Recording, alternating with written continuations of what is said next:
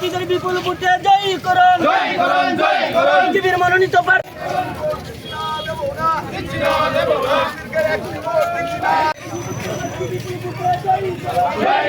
প্রার্থী আছেন, আজকে ওনাদের সমর্থনে আজকে আমরা এই নির্বাচনী মিছিল এবং পথসভায় একত্রিত হয়েছি।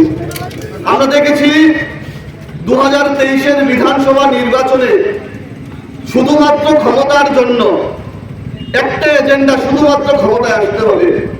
দুই মেরুর দুইটা দল যারা চিরজীবন একে অপরের বিরুদ্ধে লড়াই করেছিল, এই দুইটা দল শুধুমাত্র ক্ষমতার জন্য একসঙ্গে এসে জোট করেছিল। আমাদের ভারতীয় জনতা পার্টির প্রত্যেকটা নিষ্ঠাবান কার্যকর্তার অক্লান্ত পরিশ্রমে, সাধারণ মানুষের আশীর্বাদ, ভালোবাসায় আমরা এই জোটকে আমাদের রাজ্যে কিন্তু ক্ষমতা আসতে দেয়নি। দলের লড়াইয়ে বন্ধুত্বের মধ্যে ফাটল হয়েছিল, যেই দুইটা দলের লড়াইয়ে ভাইয়ে ভাইয়ের সম্পর্ক পর্যন্ত নষ্ট হয়েছিল, সেই দুইটা দল শুধুমাত্র ক্ষমতার জন্য একসঙ্গে এসেছিল। এই পঞ্চায়েত নির্বাচনেও অনেক প্রোপাগান্ডা, অনেক ধরনের ষড়যন্ত্র করার চেষ্টা করছে বিভিন্ন এলাকাতে। আমি আপনাদের কাছে বলবো, আপনারা সজাগ দৃষ্টি রাখতে হবে।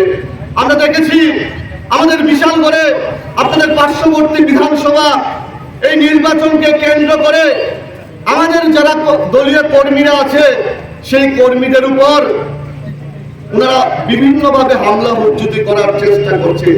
আমাদের শান্ত ত্রিপুরাকে অশান্ত করার চেষ্টা করছে। আমি প্রত্যেককে অনুরোধ করব, এই সিপিএম কংগ্রেসকে প্রত্যাখ্যান করতে হবে।